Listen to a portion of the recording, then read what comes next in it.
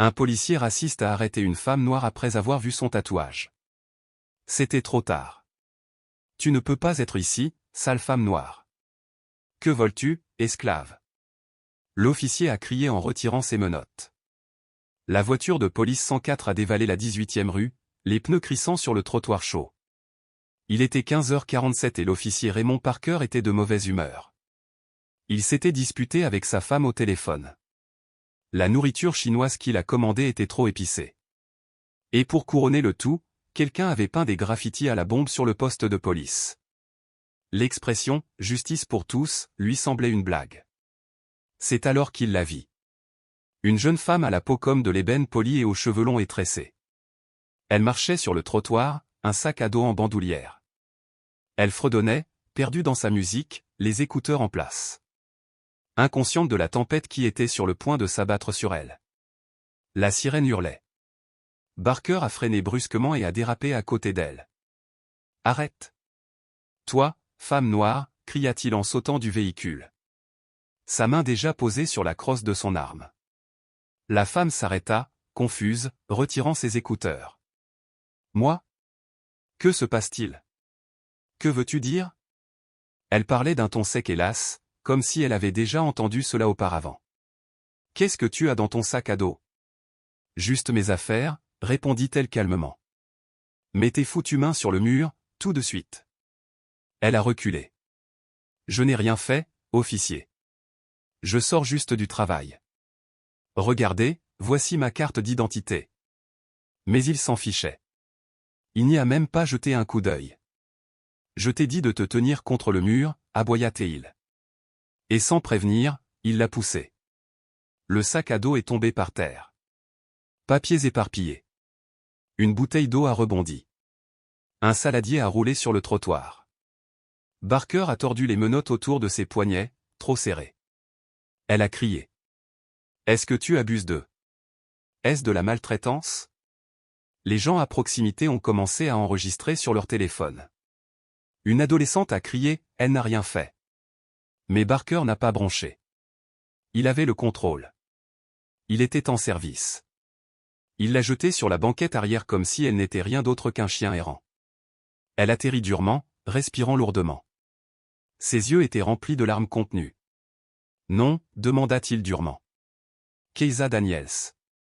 J'ai ma carte d'identité. C'est dans mon sac à dos. Je travaille à l'hôpital Marie. On verra bien, » murmura-t-il en claquant la porte et en démarrant le moteur. Au poste, il l'a arrêtée comme suspecte de vol à l'étalage. Il n'y avait aucune preuve. Rien dans le sac à dos n'appartenait à personne d'autre qu'elle. Pourtant, Barker avait déjà tapé le rapport. Comportement suspect. Refus de coopérer. Résistance légère. La salle de détention sentait le désinfectant bon marché et la sueur séchée. Keisa était assise sur un banc froid en métal.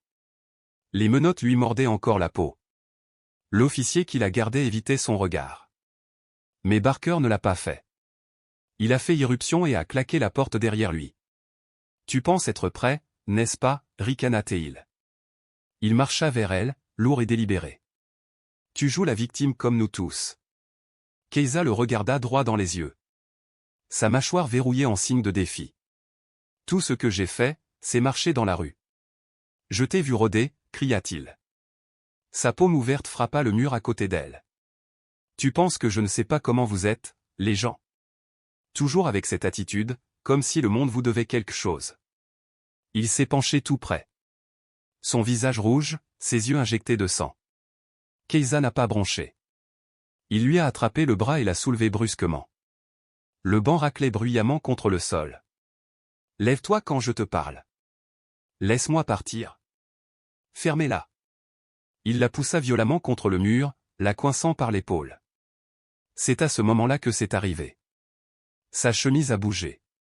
Et le tatouage sur le côté gauche de son cou était exposé. 3 lettres. Nouvelle-Galles du Sud. Couronné d'une couronne de laurier stylisée. L'officier Raymond recula comme s'il avait touché le feu. Il a reculé une fois. Et puis encore. Ces mots s'en mêlaient dans sa gorge. Ses yeux se fixèrent sur le tatouage comme si c'était un fantôme hurlant en silence. L'air s'épaissit de tension. Il a balbutié quelque chose que personne ne pouvait comprendre. Mais comment l'as-tu vu? Elle a tout vu. Tu reconnais ça, n'est-ce pas? Sa voix était aiguë, contrôlée, lourde de sens. Non. Tu as besoin de ma carte d'identité pour savoir qui je suis maintenant. Mais il n'a rien dit. Son visage était devenu pâle. Parce que maintenant il savait. Maintenant il comprenait. Elle n'était pas une civile. Elle n'était pas une voleuse. Elle n'était pas juste un autre numéro. Barker ne pouvait pas détourner le regard. Il n'arrêtait pas de regarder le tatouage. Comme si ces 3 lettres noires pouvaient disparaître s'il clignait des yeux. Nouvelle-Galles du Sud. Parfait. Précis. Permanent. Cette couronne de laurier n'était pas une décoration. C'était un phoque.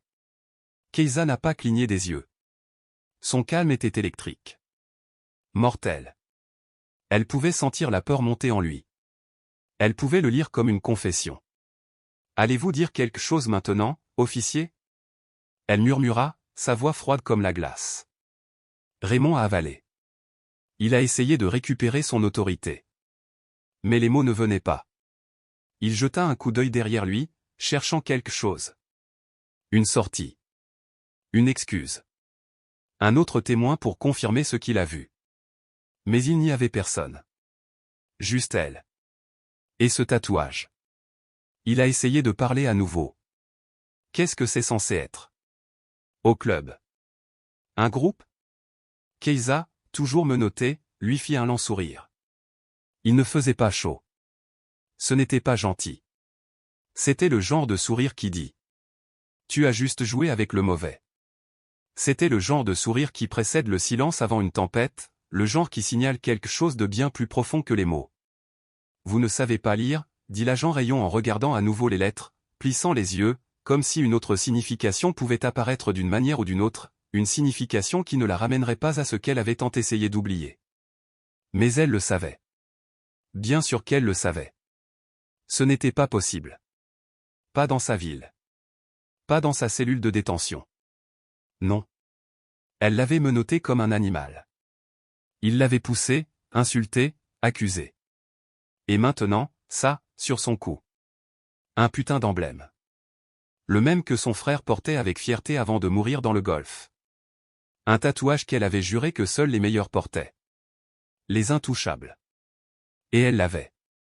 Tu ne peux pas avoir ce tatouage, murmura-t-elle, presque comme une supplication. Je ne peux pas. Kay baissa la tête. Le tatouage, désormais plus exposé que jamais. Pourquoi? Pourquoi suis-je noir? Pourquoi est-ce que je marche sur ton trottoir sans demander la permission? Raymond fit un pas en arrière. Puis un autre. Il n'a rien dit.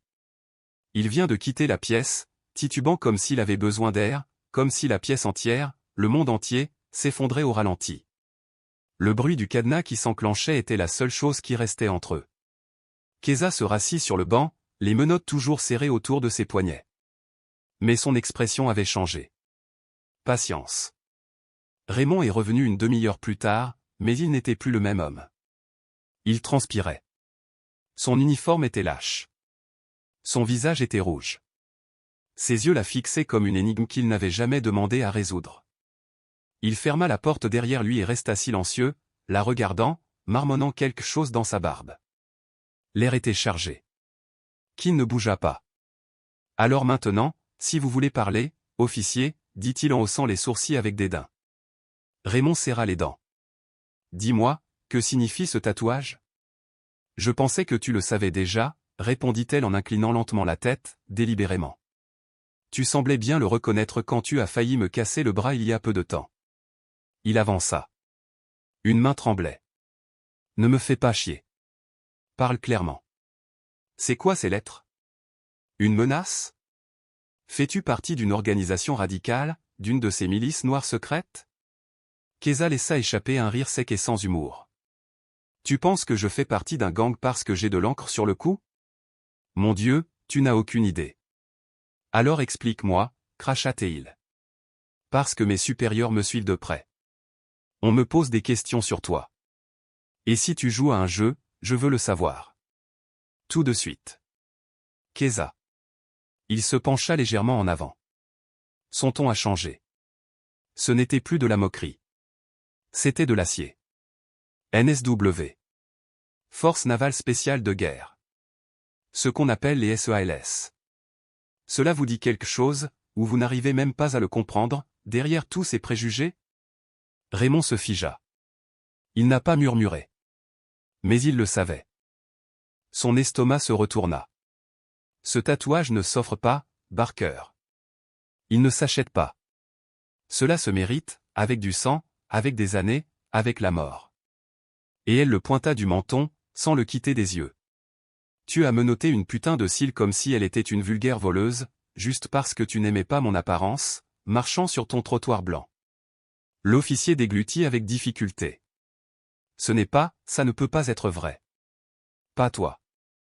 Et pourquoi pas, lâcha-t-elle, sa rage à peine contenue. Parce que je ne suis pas blanc? Parce que je n'ai pas le visage d'un héros? Pourquoi? Selon vous, seuls les vôtres ont le droit de servir ce pays? Rayon détourna le regard. Mais elle ne s'est pas arrêtée. J'ai été au Moyen-Orient 3 fois. J'ai perdu 2 frères d'escouade.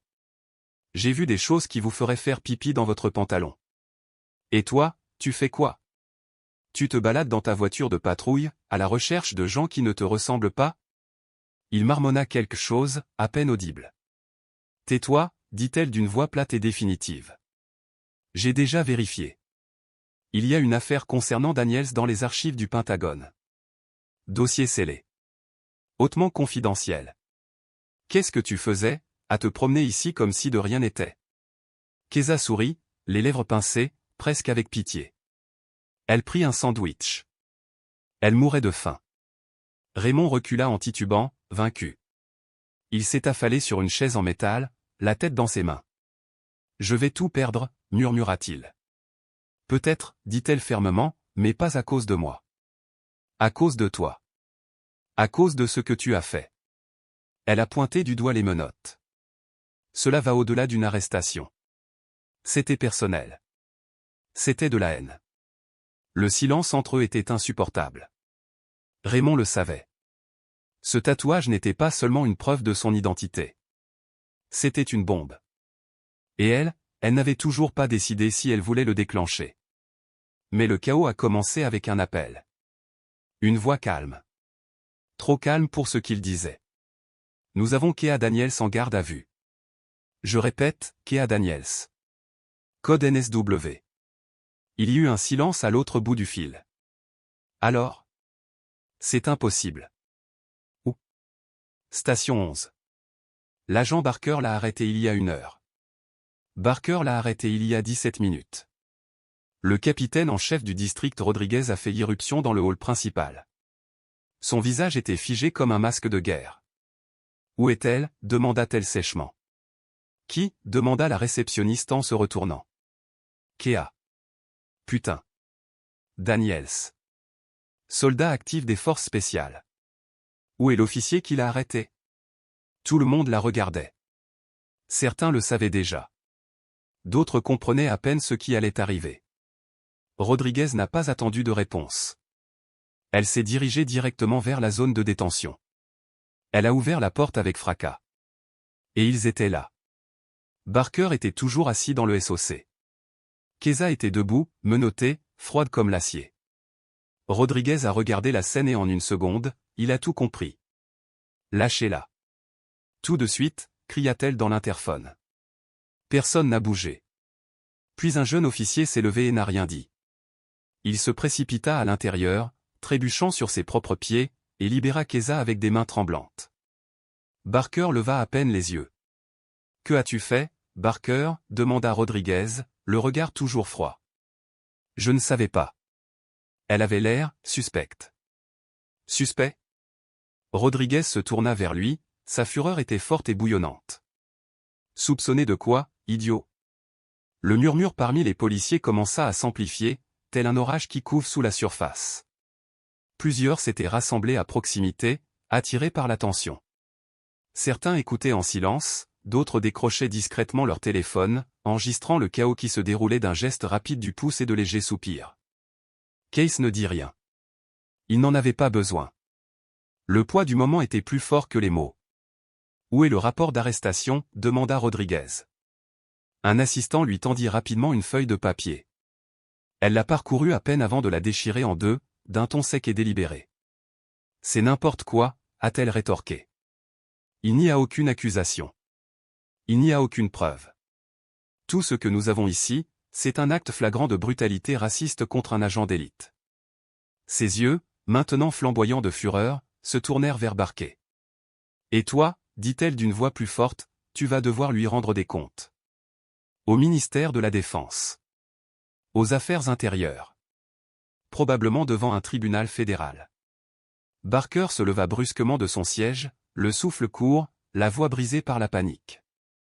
C'est un piège. Une putain de provocation. Personne ne m'a dit qu'elle était. Et si elle ne l'était pas, l'interrompit Rodriguez en criant. Ça justifie ça? La façon dont tu l'as traitée, espèce de lâche. Keiza parla enfin. Sa voix était lente, mesurée, mais chaque mot résonnait comme un coup de marteau. Meadow, je n'ai pas besoin que tu me défendes, capitaine, dit-elle, le regard fixe. Mais j'apprécie que tu aies plus de cran que lui. Rodriguez fit un simple signe de tête, les yeux toujours fixés sur Barker. Ça ne va pas rester ici. Et ce ne fut pas le cas. En moins d'une heure, les médias étaient arrivés à la station. Les journalistes se pressaient à l'extérieur, micro à la main, flashs allumés. Certains connaissaient déjà le nom. D'autres l'avaient reconstitué grâce aux vidéos prises par les témoins. Le visage de Keiza, d'abord meurtri, puis composé et imperturbable, est apparu sur les écrans de télévision et les réseaux sociaux, sous un titre perçant. Un officier attaque une héroïne nationale. Alors que la nation commençait à prendre conscience de l'histoire, les chaînes d'information se sont empressées de déterrer les archives des missions passées de Keiza. Des images de zones de guerre, de sauvetages humanitaires, d'opérations à l'outsider. Voilà ce qu'il était devenu. Les vétérans inondaient les réseaux sociaux de fureur. Leurs publications étaient crues, cinglantes, impitoyables. Justice. Maintenant. Alors que le pays brûlait d'une juste indignation, Barker fut escorté hors du bâtiment. Des cris le suivirent dans le couloir. Les caméras se rapprochaient, capturant chaque pas. Il traversa un sillon de mépris, les yeux emplis de dégoût, les bouches serrées dans le silence, les mâchoires crispées pour ne pas dire ce qu'il voulait vraiment dire. Keiza se tenait à l'entrée, observant. Elle ne prononça pas un mot.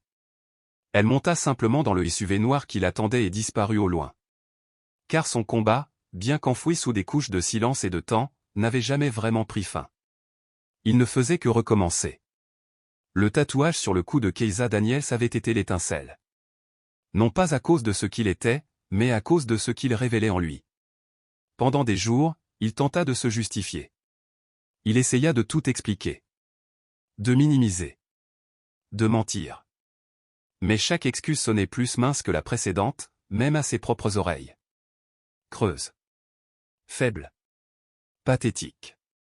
Vous avez fait un usage excessif de la force, dit le lieutenant doucement, mais avec une précision mortelle. Vous avez abusé de votre autorité. Vous avez falsifié le rapport. Et quand vous avez découvert qui elle était, vous ne vous êtes pas excusé. Vous avez tenté de l'enterrer. Elle lui tendit un autre document. Signé. Tamponné. Officiel. Permis suspendu. Procédure de licenciement immédiat. Pas d'avantages sociaux. Pas de retraite. Il n'y eut pas de cérémonie. Pas de poignée de main. Pas de discours d'adieu entre collègues. Son badge lui fut confisqué. Son arme aussi. Ils le raccompagnèrent à son casier au son dernier voyage à travers les couloirs qu'il croyait autrefois posséder.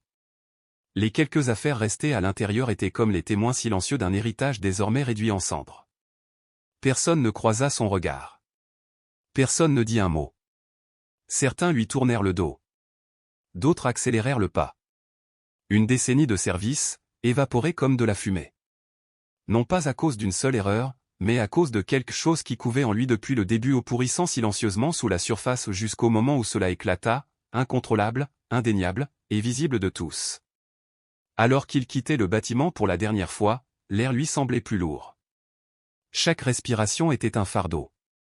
Chaque pas, un poids qui pesait sur sa colonne vertébrale. L'uniforme collait encore à son corps, mais il ne lui appartenait plus. Ce n'était plus son identité. Ce n'était plus un symbole. Ce n'était qu'un tissu. Une coquille. Vide. La porte claqua derrière lui. Pas d'adieu. Pas de compassion. Juste l'écho sourd et final des conséquences. Et gravé dans sa mémoire comme une aiguille sous la peau était le tatouage. Les lettres. La couronne. Et les yeux de Keiza. Calme. Impitoyable. Implacable.